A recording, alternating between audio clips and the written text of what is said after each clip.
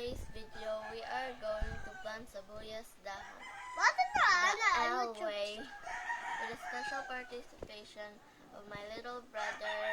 No studies today because it's a holiday, so let's plant Sabuyas Dahon. Let's go! This part is the recycled sibuyas done from our ingredients yesterday.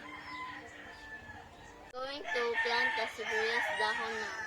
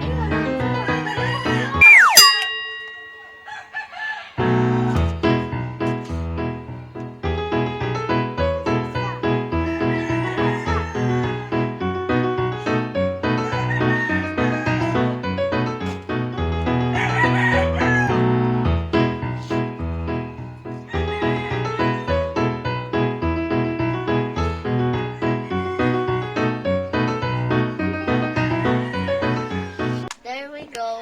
So every time Mama needs sabuyas dahon, we don't have to buy because we already have. Plus, we can save money. Thank you for watching.